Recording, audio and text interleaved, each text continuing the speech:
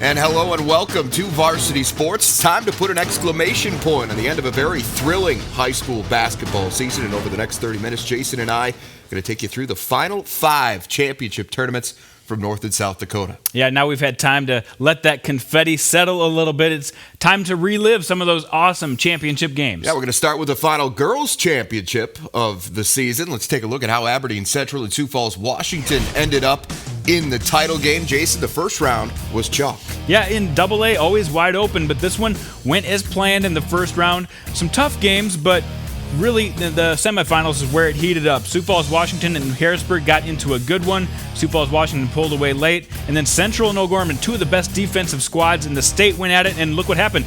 They scored some points, 63-53. Gardner went off for Aberdeen Central, kind of lifting them to a victory and getting them to the finals. That set up the title game. Speaking of that championship game, let's take a look at the highlights.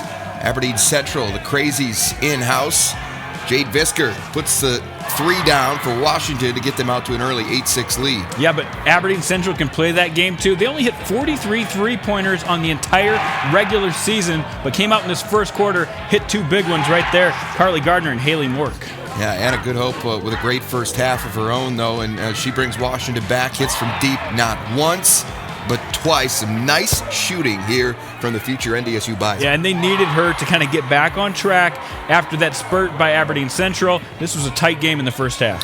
Carly Knudsen surprises herself a bit here, gets the nice rebound and the putback for a 3-point play. Aberdeen Central, though, led 33-32 at the half. Goodhope in the second half. Nice runner to tie it up at 35. Yeah, again, still close into this second half. They rely on their star, Anna Goodhope, who really propelled them throughout the game with a lot of big moments. Got another one there, 44-41, Aberdeen Central after 3. Brianna Kusler started the fourth well, gets the free throw line jumper to go. Then it's Peyton Burkhart.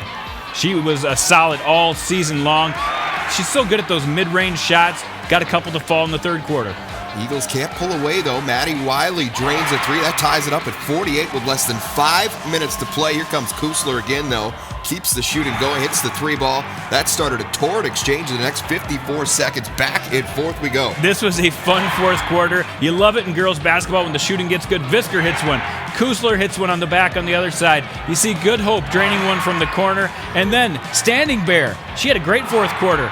Drills one to keep Aberdeen in this game. Despite the Washington barrage, they still trailed by 4, 60-56. Late in the fourth quarter now, Peyton Burkhart, the and one to cement the lead. And the Eagles get their first state title. That's hard to believe. It's hard to believe. 75-64, the final. Yeah, it's such a great coaching career for Don Seiler. Hasn't ever gotten them to the pinnacle, but this group's so talented. Like we said, every time Washington hit a big shot, Aberdeen Central would come back with a big shot of their own. And the Gatorade player there, Brianna Kusler, led them with 23 points. Peyton Burkhart, the sophomore, and a lot of these young players coming up played very solid games. And we had a chance to talk to the Golden Eagles after this one. They were excited. Defense is what plays into our offense. If we can get a rebound quick and get into our quick offense, that's really what's been our key this year. Obviously, they have a lot of experience in state championships games. We just came out strong. We're such a close team. We played for each other, and we just wanted that W so bad. It's a game where you're the third day of a tournament. Legs are going a little bit. Those 3-point shots are harder to knock down, but there were some gritty shots made out there tonight on both ends of the floor. All right, congratulations to Coach Seiler and the Golden Eagles. Stay tuned. When we come back, we're going to look at an unlikely rematch for the boys' AA title in South Dakota. This is Varsity Sports. Varsity Sports on Midco Sports Network is presented by Mitchell Technical Institute, Shields, and Farmers Union Insurance Agency. You're watching Varsity Sports on Midco Sports Network. And welcome back. Well, going into the South Dakota Boys AA tournament, a case certainly could be made for any team that was there to make a run. And Jason, that's exactly what happened. That is exactly what happened. Let's take a look at the bracket. We said it in our podcast last week. 7 of these 8 teams really thought they had a title run in them, a possibility at least, and it worked out that way. The first round game, Pierre and Roosevelt went overtime, and then Pierre, you thought, had no legs left in the semifinals. Well, they took Sioux Falls, Washington to the tilt and made them work hard. Lincoln, on the other hand, breezed through this bracket. They've been really playing their best ball to set up what would be, like we said, a very unlikely rematch in the championship game. And remember, Lincoln came into this tournament 3 games under 500 for the season. But here they are in the championship game, taking on their intra-city rivals, Sioux Falls, Washington. Let's go to the highlights now. And the Patriots, Jason, they got off to a good start in this one, and I think that was important. Well, they needed a good start in this one, and they got it. Nolan Burchell starts off the scoring with this nice little spin move and a drive, and then Tommy Jensen does a nice job with a putback, and before you know it, Pats are up 6-0, and they needed this tough start. And Jensen played it on the defensive side well as getting a swat, and Burchell talks about why it was so important. Last few games we hadn't started out very hot against Washington, and to come out hot today was just really important.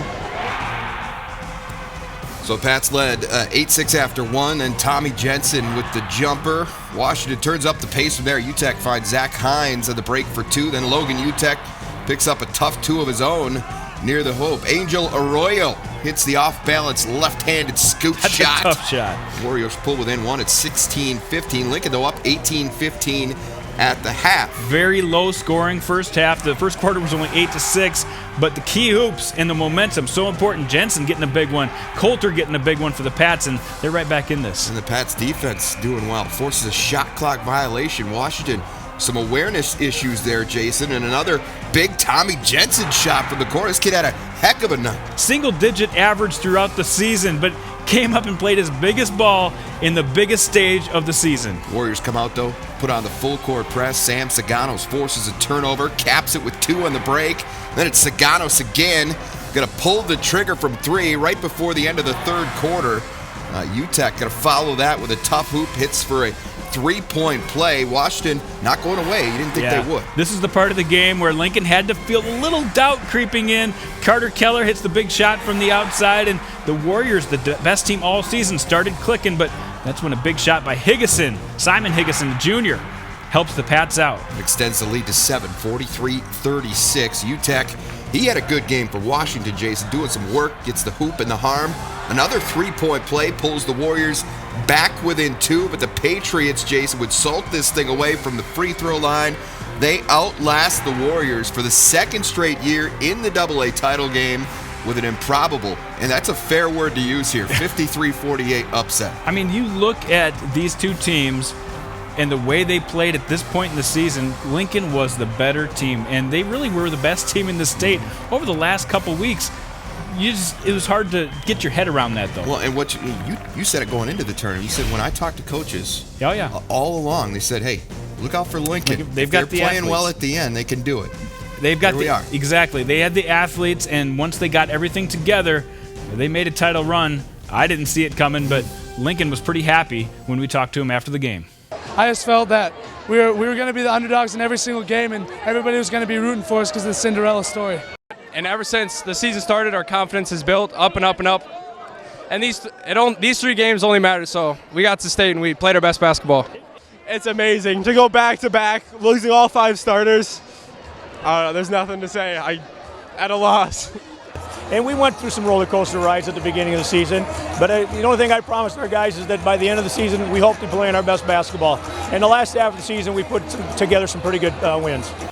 Well, for those of you that remember 1995, this run for Lincoln, very similar. Very similar. So another sub-500 team going into the tournament, played their best ball for 3 games. They knocked off some real top seeds that year, knocked off the top-seeded Warriors this year. Bottom line is the record doesn't matter. If you win those 3 games in March, you're the champs, and nobody can take that away from you, right? All right, well, congratulations to the Lincoln Patriots. Well, it was the veteran Sioux Falls Christian squad taking on the young St. Thomas More team for the Class A title in Rapid City. We're going to have highlights and post-game reaction from that one next. Varsity Sports on Midco Sports Network is presented by Mitchell Technical Institute, Shields, and Farmers Union Insurance Agency.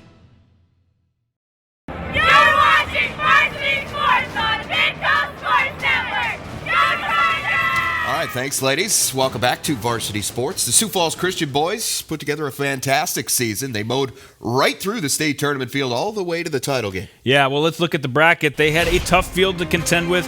Had no problem against Roncalli, the defending champs in this field. Chamberlain had a little first-round upset over Sioux Valley. That was interesting. St. Thomas More gets a nice double-digit win over Winter. Dakota Valley took care of business against Mount Vernon Plankinton, and then the cream rose to the top. You saw in the semifinals, Sioux Falls Christian, St. Thomas More playing the best in this tournament. The two private schools going head-to-head for the state A title, and obviously Sioux Falls Christian, very good program for a long time. Hadn't been able to get over the hump. St. Thomas More has been in this spot a lot. Let's go to the highlights and see which side would win out. St. Thomas More coming in. Isaac Quartermeyer, this kid, awful good player. Big man, hard to match up. He's a hard matchup, but Keegan Van Egdom and the Chargers came out of the chute rocking. He hits a big one from the corner, and the shooting didn't stop there. Nick Onro for three. That's 6-2 Chargers at that point. Coming back, DJ Feikstra bounce pass to Keegan Van Egdom. Hits the little hook shot. It's 18-3. Yeah, 18-3, and then St. Thomas More said, enough of this. Let's go to the big man. Quartermeyer will stop it a little bit and put a little bit of a run together to keep them in this game. After Quartermeyer was Satter for three, then we come back, and it's Grady Grimshaw finding Satter again for three. And Cavs right back in this thing. They trailed, though, still at the half. Go to the third quarter now, and Tate Meyer gets stuffed by Chad Barkema. Yeah, that was a big stuff right there. And again, the shooting was there for them all night. Keegan Van Egdom with a big shot, taking it right to the rack on that one. And the Chargers, like they've done all season long, got so many different weapons they can throw at you. Barkema sticks with it, gets the putback, 43-35. Sioux Falls Christian at that point. Preston Arity coming back for three for St. Thomas More. And then PJ Friedel is going to go inside to Quartermeyer, and they're right back within five. Yeah, all of a sudden, again, it started out down by 15. They fought their way back in, but in the end, DJ Feikstra hits one there.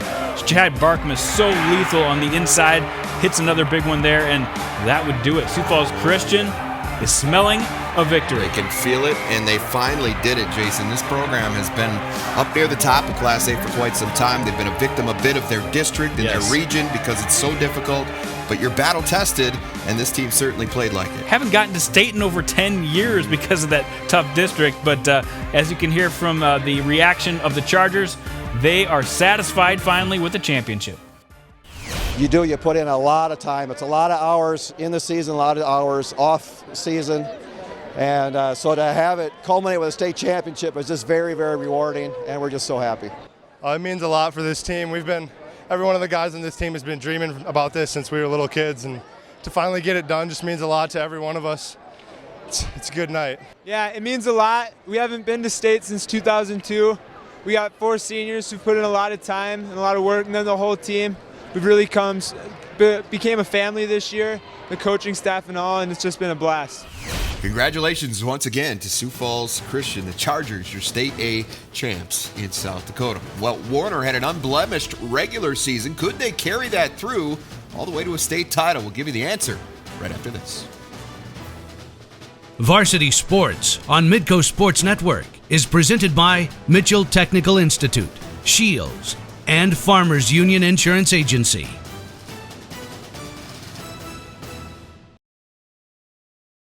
And welcome back once again to Varsity Sports. The Warner Monarchs, Jason, rarely tested in the regular season, and they added a couple of double-digit wins in the state tournament to just improve their resume that much more. Yeah, as you see from the bracket, they mowed right through to the finals, just like they've done all season long, getting double-digit wins. In fact, only one time this year had a single-digit win, and that was against the Class A team. On the other side of the bracket, you see Irene Okanda pulled off the only first-round upset, the number 7 beating the number 2. It wasn't an upset in their mind, but they took care of business. And then in the semis, one of the most exciting parts of this entire tournament was Tate Gale, who scored 11 points in 1 minute to lead their team to victory over Chester. That was an amazing moment in the semis. It's Reggie Miller stuff. That was 3 threes in a row, and then a fast break layup, and then hit a couple free throws after that to ice the game. So crazy semifinal action, and the Eagles were ready for the Monarchs in the finals. Well, and when things like that happen, you've got a 7 over a 2, and then they beat the 3 on top of that. Chester was a team that a lot of people, including you, thought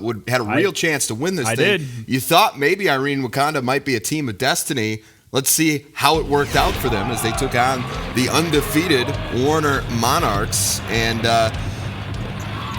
Warner got off to a great start though. Michael Rogers hits the jumper, first bucket of the game, and then you're going to come back with Tyler Rozelle for 3, 8-0, just like that. 8-0 right off the bat. That's exactly what Warner wanted to do. And driving the lane once again, a little hook shot by the big man. Nobody can match up with this guy. 6'10", Michael Rogers from Warner. Trey King gets the steal here as Irene Wakanda tries to get something started, gets it back for the finish on the other end, and then it's Gabe King dropping the 3. That gets him within 5. He's one of the best players in the state. They really did a great job guarding him, but you can't totally shut that guy down. Second half now, King gets denied by Michael Rogers. We've seen quite a bit of that this season. And on the other end, the offense continued to click for the Monarchs.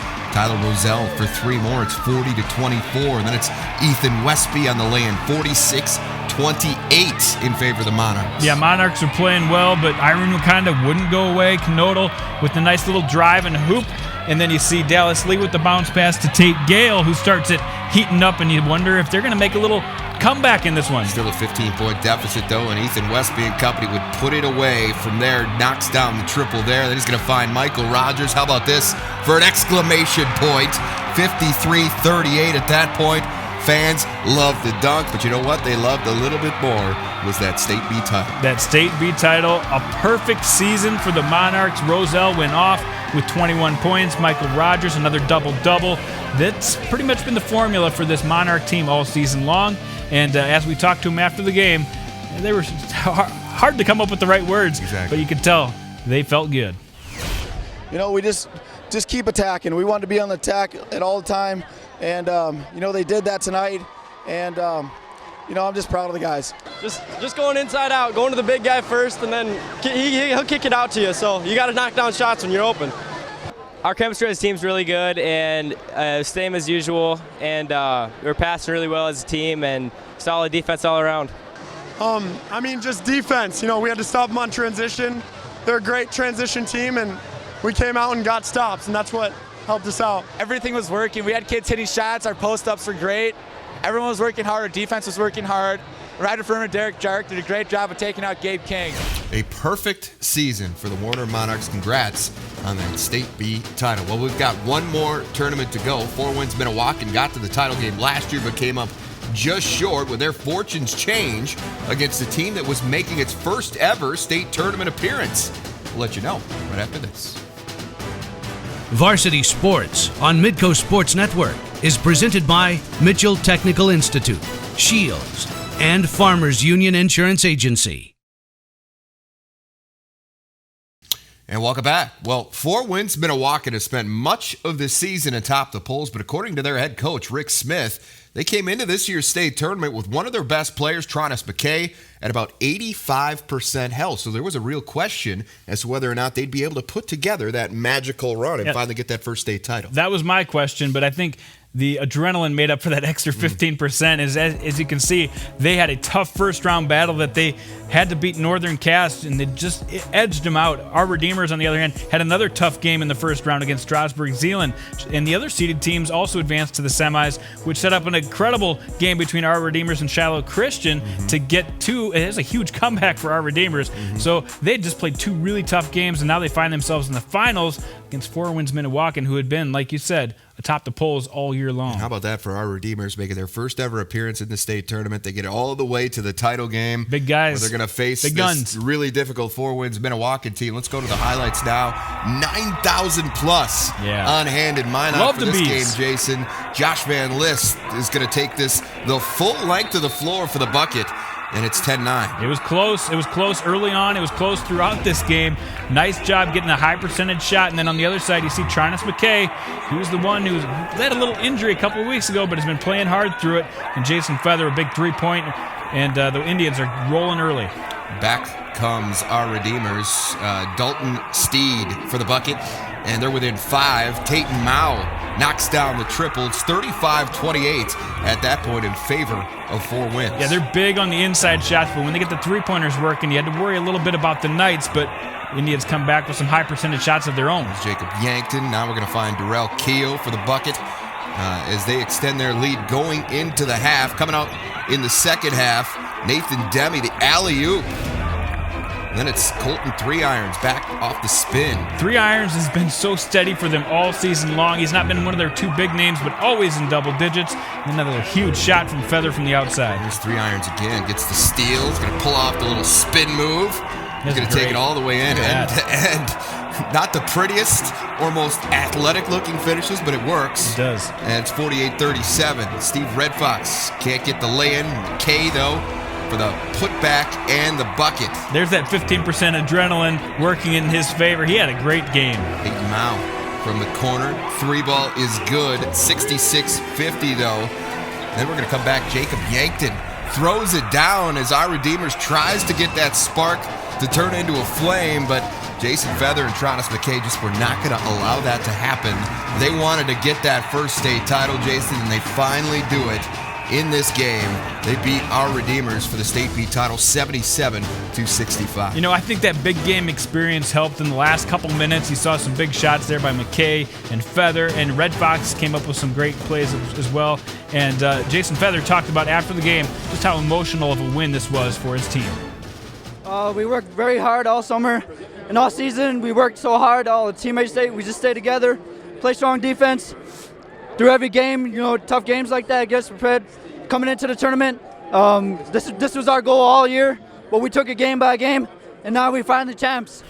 All right, congrats to 4 Winds Minnewacan on that first state title, and I have to say personally, thank you to 4 Winds because your victory clinched my victory in our head-to-head pick'em. Yeah, we've had the pick'em all year long. We've gotten bonus points for upset picks along the way. In the championship picks, we got seed points, and I took the lead for a moment when Aberdeen Central got the win in South Dakota, but 4 Winds iced it for you. I had our Redeemers and got the 1-point win. One by one, but that's all you need to win, and that's all that matters. So I'm excited about that. Get the trophy next year. Congrats to those guys. Congrats to me. I'm the best. All right, so stay tuned. We're got a lot more high school basketball coverage coming up on our podcast. Go to midcosn.com/podcast. We're going to have a Player of the Year podcast coming up next week. That's right. No show next week. We're done with basketball, but make sure you tune in for that.